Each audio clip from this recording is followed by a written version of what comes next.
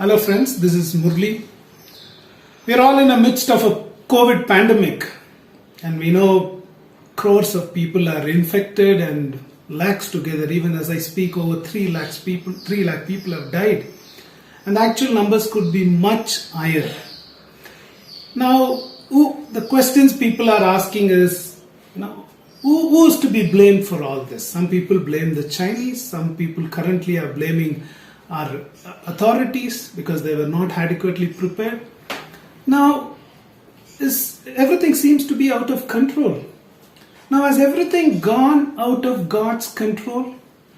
Is God trying to do a damage control?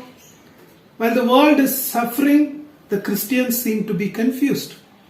There are people even preaching now that God is not in all this and he's trying to do the damage control and it's all the work of Satan and God is heartbroken and all this. I think all this comes because of a wrong understanding of who God is and His works. So in today's video, we're going to look at how should the Christian view this COVID crisis? A biblical understanding of the current COVID crisis.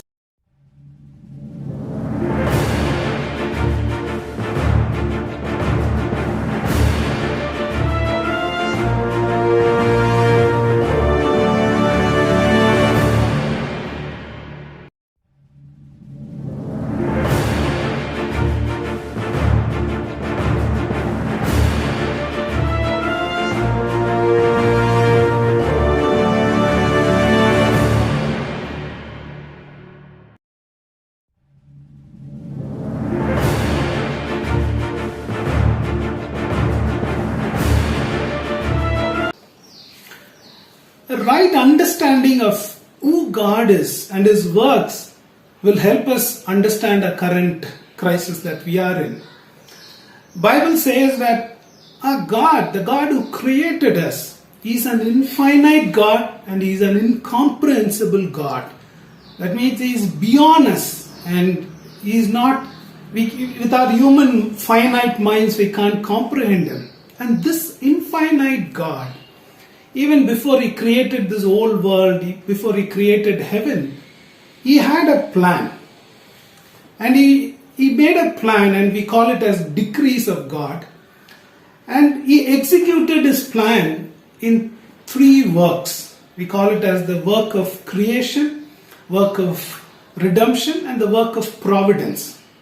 Right? The work of creation everybody knows, and the work of how He created this whole world. And the work of providence, many people have not heard about this and many people are really confused.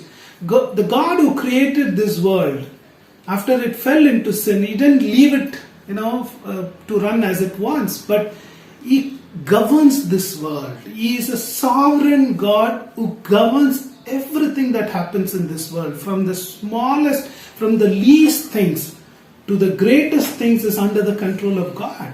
And that's what we call it as the providence of God. Even a bird, a pigeon hopping, even the falling of a hair from our head is all under the control of God. And if God has that kind of control, the providence of God has that kind of control on this world, obviously the corona is under the control of God. And He is in complete control of everything that is happening. Now the question is, why did God allow this to happen? Why did God allow so many people to suffer, so many people to die? And this is the question, age-old question that people have. Why does God allow evil? Why does God allow suffering? And this is the same question the oldest book in the Bible tries to answer. If you are familiar with the Bible, the oldest book in the Bible is the book of Job. And Job was a very, very righteous man. And he was a rich man and he had to suffer a lot. He lost his property, he lost all his wealth, he lost his children, and his whole body was diseased from head to toe.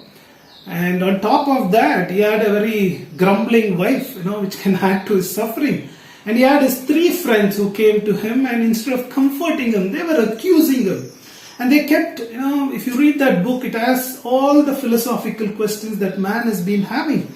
Why do we suffer? Why do good people suffer? Why do bad things happen for good people? So all those questions are laid.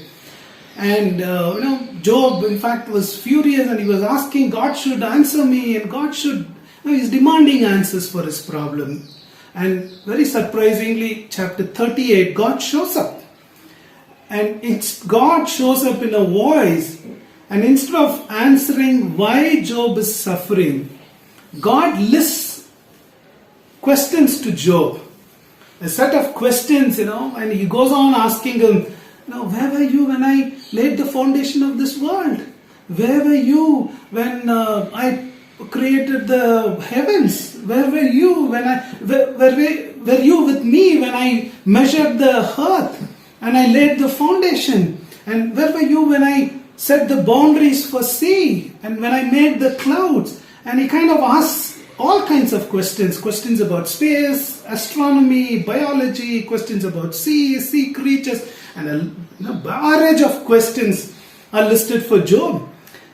And essentially what God was telling Job was, Job, you are a puny little finite man who will probably live for 80, 90 years and die. I am an eternal God. And this infinite eternal God, if you can't understand my work of creation, which I created in 6 days by the word of my power, how will you ever understand my mysterious work in the providence? If you can't understand my 6 days work, how I created the world, you can't answer any of my questions.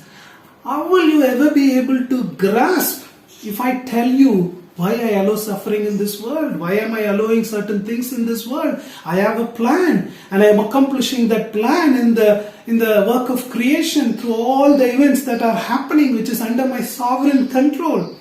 And if I try to explain, how will you ever be able to understand that?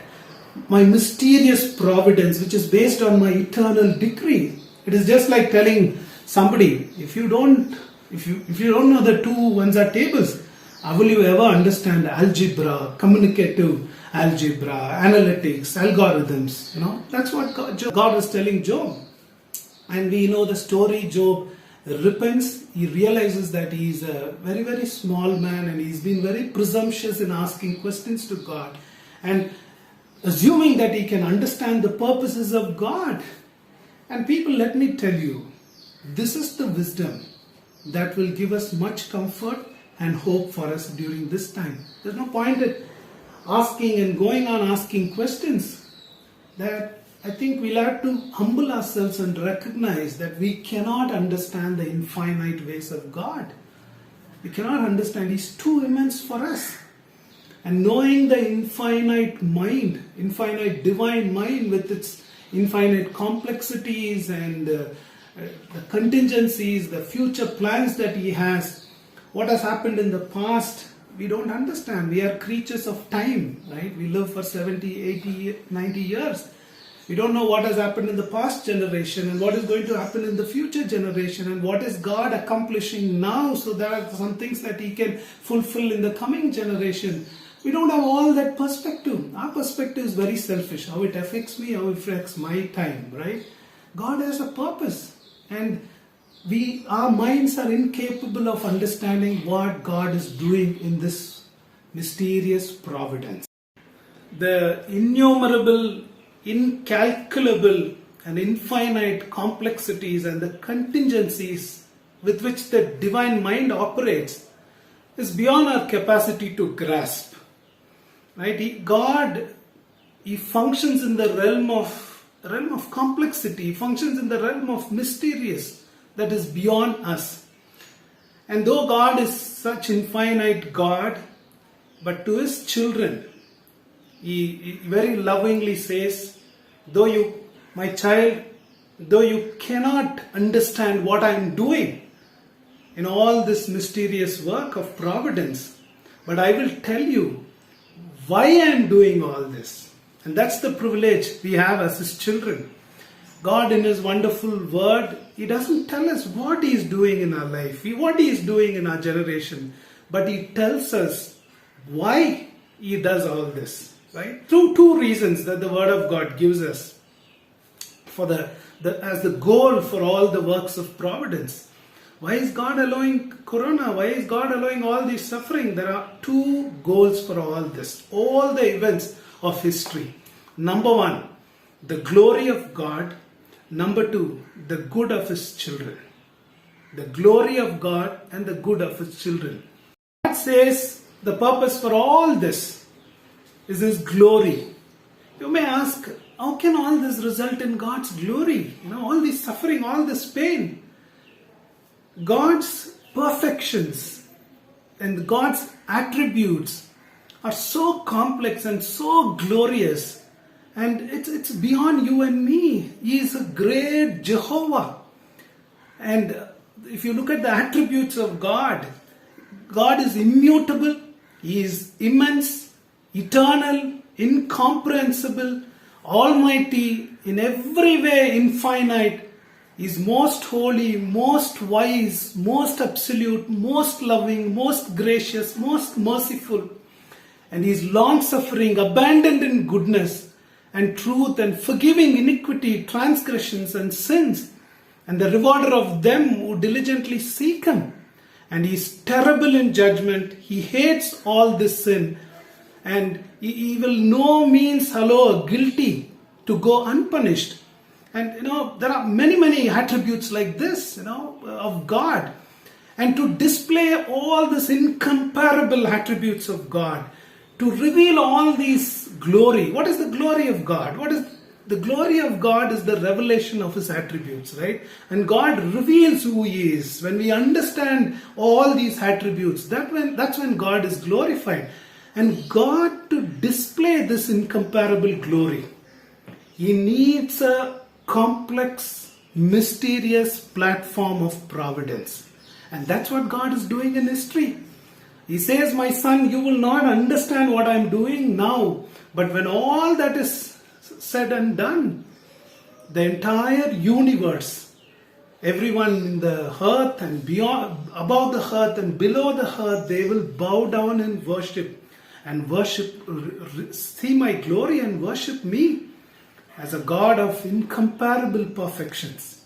And so all this will result in the glory of God. And secondly, all this will result in the good of His children. If you may say, Pastor, my relatives have died. Yes, that is for your good. Pastor, my friends, even my own family members have died. They are getting sick. Yes, all this is for your good. It is God's infallible promise to you as His child. In Romans 8:28, He says, He works all things together for the good of those that love God, who are called according to His purpose. So all this, though it doesn't say that all this will result, all things will work for your happiness, right? There are some things, we don't enjoy these sufferings, it makes us sick sometimes. But all these sufferings, everything that is happening, God will turn it out for your good. That's His promise. So why are all these? So God, how should a Christian view this pandemic? God works in a mysterious providence, and God's work, what God is doing in history is beyond us. We can't understand that. But as His children, we know why God is doing all this. Number one, it is for His glory. And number two, it is for our good. And we can rest in this promise. And we can rest in this assurance